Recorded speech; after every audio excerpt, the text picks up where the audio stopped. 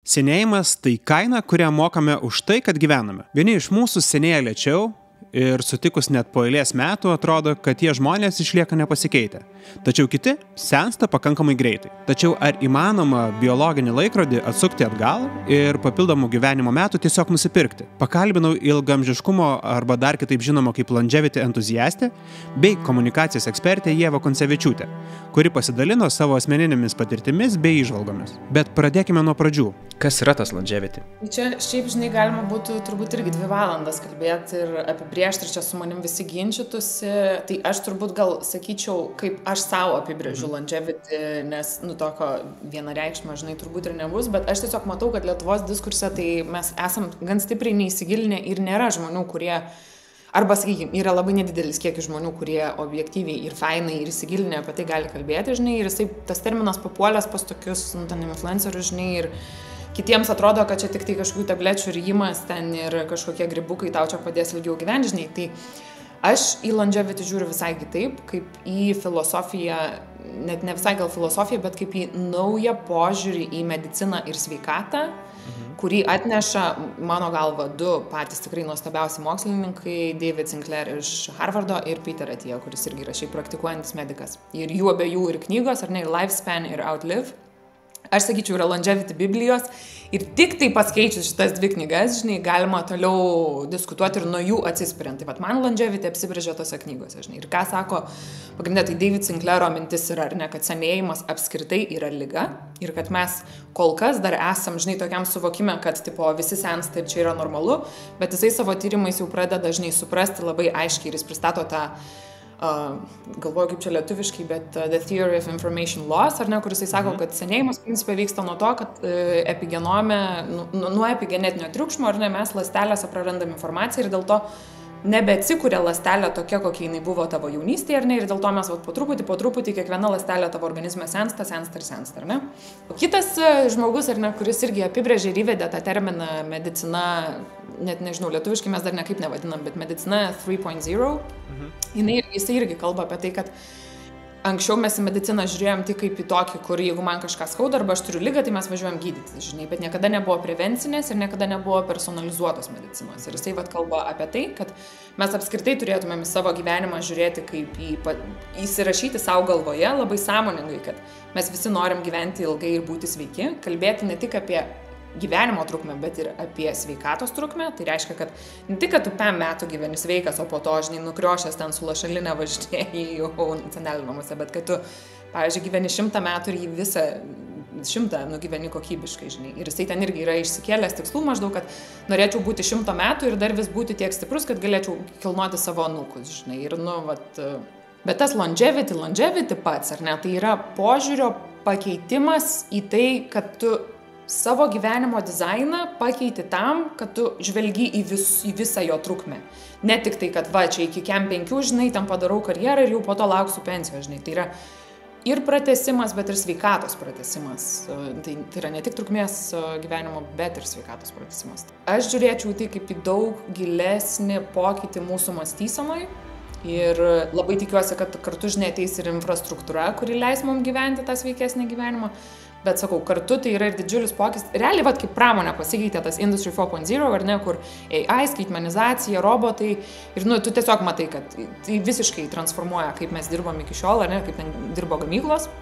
Tai Medicine 3.0 irgi yra visiškai tas pats pokytis, kur mes pagaliau suprantam, kad gydytis ir save pažinti reikia iš daug anksčiau, negu kai tu jau sergi. Kad reikia į save žiūrėti kaip į visumą, o ne kaip į kažkokią detalę, žinai, tai net mūsų medicina, ar ne, dabar yra taip sudėliota, kad yra ten inkstų gydytojas, ten yra, žinai, ten vidaus ligų, ar ten akių tik tai, bet nėra kiek kartų, ar ne, yra, kad turi kažkokią problemą, ypatingai, aš su oda turėdavau, ateini pas gydytoją, jos ten kažkokių kremų man parašo, žinai, ir niekas nepaklausė, o kodėl mane nuolatos beria, žinai. Tai tas holistiškumas, funkcinė medicina, kurios dar irgi labai nėra Lietuvoje, ir personalizuotas požiūris. Tai yra, kad mes turime į kiekvieną organizmą žiūrėti skirtingai dėl to, kad mes esam skirtingi, ar ne? Ir, sakykime, tai, ką daktaras sakytų tau ir tau būtų sveikos rekomendacijos, ar ne, nebūtinai tiks ir man. Besidomintis ilgamžiškumu nuolatos susiduria su terminu NAD+, kuris yra esminė dedamoji dalis daugeliui svarbių ląstelių procesų bei DNR atsistatymui. Mums senstant NAD+ rodiklis mūsų organizme mažėja, bet Ieva apie tai papasakos šiek tiek vaizdingiau. Tai aš gal, žinai, tokiu paprastesniu kampu pabandyčiau pasakyti, ar ne, tai aš jau sakiau pradžioj, kad kodėl mes senėjam, ar ne, tai va Sinclairas sako, kad senėjam dėl to, kad mums pritrūksta, ląstelėms pritrūksta energijos, kad jos atkurtų tokią pačią kitą ląstelę, kokia buvo, ir jos dėl epigenetinio triukšmo, tai yra dėl įvairių aplinkos poveikio, ar ne, įvairiaus, jos pradeda, po truputį atsikurti ir mutuoti ir būti nebe tokios, kaip buvo. Tai ir kad ląstelė ten atsikurtų, mums ten reikia tam tikrų proteinų, tų vadinamų sirtuinų, jų ten visokių yra. Ir žodžiu, tas nadas veikia kaip personal assistant tiem sirtuinam, kad jie galėtų atkurti. Jisai jiems padeda, žodžiu, kažkaip maitina ten tas mitochondrijas, kad būtų tos energijos ląstelėms atsikurti tokiom, kokios jos buvo, ir tu ilgiau gali tada išlikti jaunas, nes tavo visos ląstelės atsikurnėja tokios, koks tu dabar esi. Ir, pavyzdžiui, kad įsivaizduotum, ar ne, tai kūdikis, ar ne, ten turi, arba jaunas vaikas, ten nado lygis pas jį yra 7. Žinai, mano arba tavo amžiaus žmogus jau ten turi 2,8 ir senatvėje jisai ten mažėja, žinai, ir tai tik tai rodo, kaip tiesiog mažėja energijos ląstelėms atsikurti į pradinę padėtį, kokios jos buvo, jos atsikurnėja vis blogesnės. Tai va, turėdami šitą situaciją, mes dažnai matuojam tą nadą ir žiūrim, koks čia dar pokytis mano gyvenimo būdą galėtų tą nadą pakelti, ar ne? Ir aš žinau, hebros, kuri, taip gerai varo, kad ten ta nada yra, žinai, kiek metų, bet pasikėlė iki 4 arba 5, žinai. Ir aš, pavyzdžiui, dariau dabar eksperimentą, pasimatavau savo kraują ir tada 2 mėnesius vaikščiau į deguonies terapiją. Mes matom tyrimuose, kad deguonies terapija pakelia nadą dažniausiai, ir aš vaikščiau 2 mėnesius po 3 kart per savaitę, gulėjau hiperbariniai deguonies kameroje, žinai, ten pasijungs tą deguonį, ten gali, žinai, skaityti ir viską veikti. Ir po 2 mėnesių tokio kurso pasimatavau savo nadą. Tai mano nadas buvo pakilęs 33%. Aš jaučiausi lyg man būtų 14 metų. Ta prasme, aš atsikeldavau ryte ir man toks būdavo, aš noriu veikti, noriu daryti, jokio tingėjimo, žinai. Ten 4 valandą, kur paprastai jau tokį pajauti, kad gal biškai pavargau šiandien, pas mane antras kvėpavimas, žinai, įsijungdavo. Bet, žinai, kai nebelankai, nes dabar aš darau kaip tik tą bandymą, kur nelankau, ir žiūrėsiu, per kiek laiko nusileis, žinai, tas nadas. Tai dabar labai jau pajutau, kad pradėjau tingėti, pradėjau dar kažką.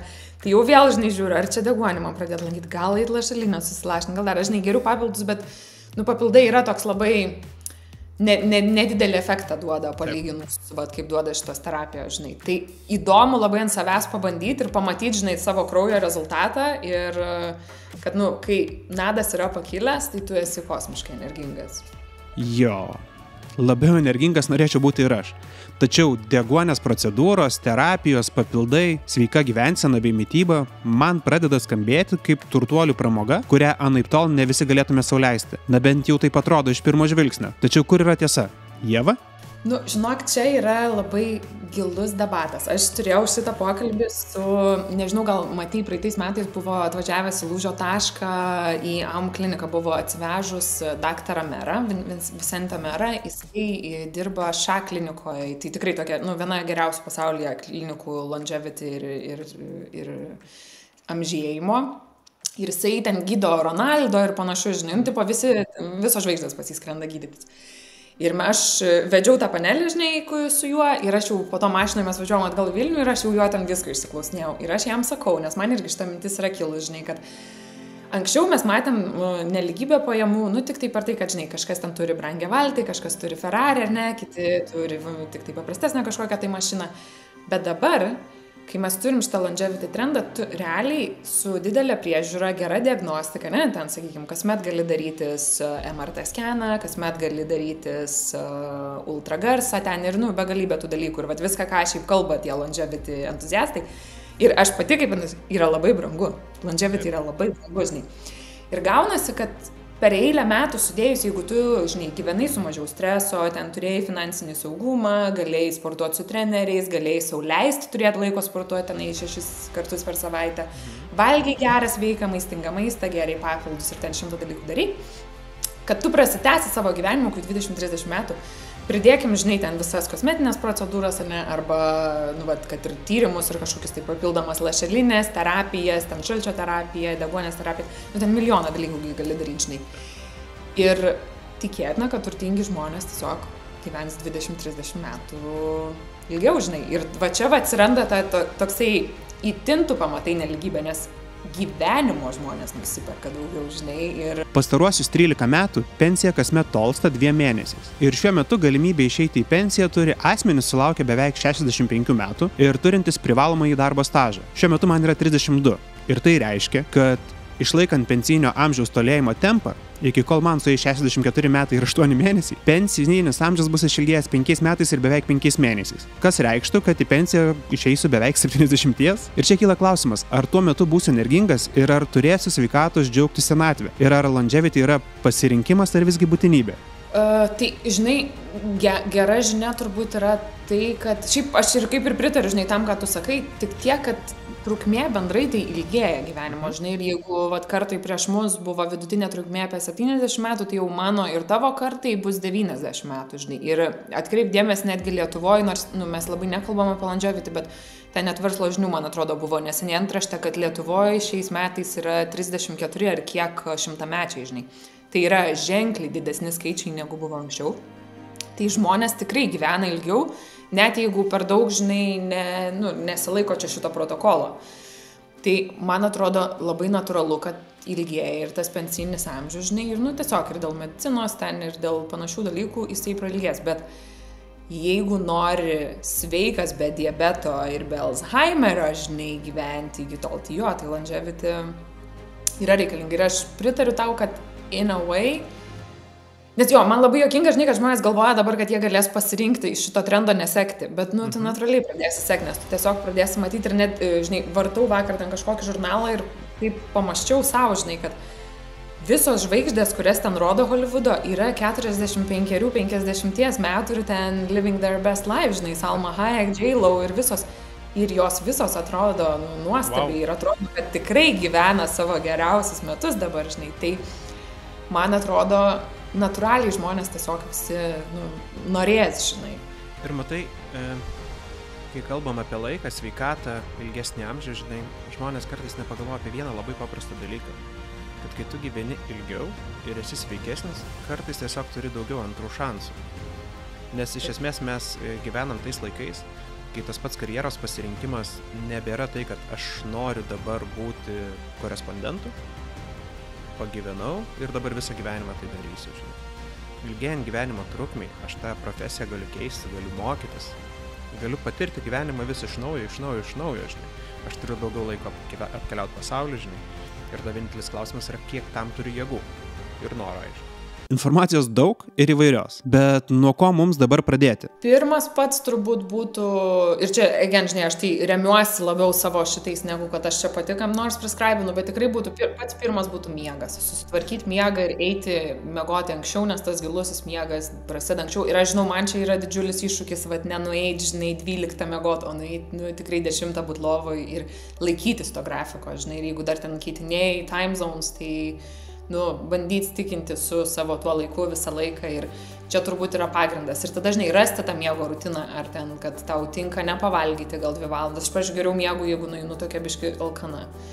Žinai, tai atrasti savo organizmo miegojimo režimą geriausiai ir jo labai šventai laikyti, žinai. Antras tai būtų turbūt dėl maisto ir tiesiog pasižiūrėti, kad aš nesakau, žinai, dabar išmeskim visą junk foodą ir sakau, aš pati Magda kartais suvalgau, bet įtrauk daugiau daržovių, įtraukti įvairių, žinai, riešutukų, ten seklyčių, padažiukų, visokių gerų dalykų, tiesiog praturtint racioną, kad tu gautum tų įvairių medžiagų, žinai, ir riboti cukrų, žinai, bet irgi nesakau, kad ten jau viską dabar čia atsisakyti, kartais norisi to kruasano, žinai, ir norisi, bet turbūt reikia pajausti, kodėl kartais tu nori valgyti nesveikai. Ir aš manau, kad labai žmonės pamatys, kad kai blogai pamiegi ir kai stresuoji, tada nori ir šūdus valgyti, žinai. Tai suprasti, atskirti pramoginį maistą nuo tokio funkcinio maisto, kuris tau iš tikrųjų padeda būti sveikesniu, žinai. Tai čia toks būtų į mitybą pasižiūrėti ir tikrai nesunku avokadą ir nebrangu pasipjaustyti prie visko, ką valgai, žinai, ir žodžiu, didinti tų skaidulų kiekį. trečias turbūt būtų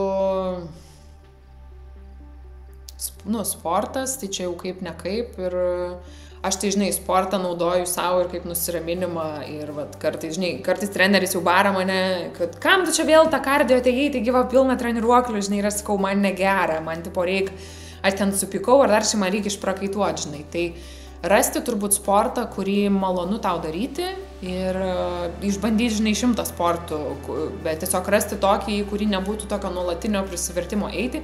Šiaip aš manau, ar ne, ten palyginau su Dubajum ar Londonu ir kitais miestais, Lietuvoje yra labai pigu turėti trenerį. Tai yra labai nedidelės investicijos, žinai, ir eiti džimą su treneriu 2 kartus per savaitę, blemba, visi čia gali Vilniui nueiti. Aš manau, žinai, jeigu tai yra prioritetas ir ten mažiau vienom kelniam nusipirkti ir turi tu tą trenerį, žinai. Tai turbūt nuo to pradėčiau, žinai, mąstyti apie savo raumenų masę ir kad, tau reikia šito raumenyno, kad jisai tarnautų tau dar labai daug metų ir jisai nuo 30 metų mažėja, o raumenų masė yra vienas iš tokių, stipriausių prediktorių, kaip tu gyvensi, žinai, toliau ir kaip tu sensi. Ir man patinka tas požiūris, žinai, kad mes anksčiau raumenis kažkaip žiūrėjom tik tai kaip tokį sportininkų dalyką, o dabar mes pradedam suprasti, kad realiai raumenis yra organas, kuris irgi dalyvauja visoje veikloje organizmo, žinai, ir irgi hormonų išskirime, ten metabolizme ir visame kame. Tai tai būtų sportas, žinai, ir kad sportą irgi derinti nuo to, kad tu matytum, kad tavo raumenis veikia, tai weight training daryti, ar ne, ir, kardio. Nieko čia nebus, vadu maksą matuoti savo ir longevity yra labai demokratiškas judėjimas dėl to, kad tu labai daug dalykų priklauso nuo to, koks tavo gyvenimo būdas ir, pavyzdžiui, miegoti teisingas valandas nekainuoja pinigų. Taip. Žinai, daryti jogos arba kvėpavimo praktikas, kad nusiramintum ir gerai miegotum, nekainuoja pinigų. Valgyti, žinoma, kainuoja, bet, žinai, daržovės tikrai nėra pats brangiausias dalykas. Arba nevartoti alkoholio irgi sutaupo pinigų, žinai, nerūkyti irgi, nekainuoja tokie dalykai. Tai jisai sako, kad pagrindiniai tie, žinai, kaip čia stulpai, ant kurių, žinai, longevity laikosi, jie visi yra nemokami. Ir netgi, aš, žinai, tada išmečiau kortą, kad sakau, bet tai palauk, žinai, o tai diagnostika, čia prevenciniai visokie dalykai, žinai, ir jisai sako, realiai, jeigu žmonės sektų tai, ką jau šiandien poliklinika duoda, nes, žinai, yra protokolas, ką tu turi, visi, aš irgi gavau, ten 25 metai suėjo, poliklinika skambina, ateikit ten, žinai, gimdos kaklelio tikrintis. Tai tas protokolas yra ir jeigu, pavyzdžiui, visi tikrai padarytų tuos tyrimus, ką jiems prirašo pagal amžiaus grupę, mes tikrai daug anksčiau ten diagnozuotumėm ligas ir tas longevity prastestų, bet kaip mes visi žiūrim, tai tipo nieko neskauda. Jaučiuosi gerai, tai nesigerinsiu. Ir to prevencinio tikrinimo, kuris tau net nekainuotų, nes jisai finansuojamas mokesčių mokėtojų pinigais, mes jo dažniausiai nepasidarom. Jei jau pažiūrėjote iki galo, paspausk like, paspausk subscribe bei parašyk komentarą. Tai tikrai labai padeda kanalui augti. Ačiū, kad žiūrėjote ir iki kitų kartų.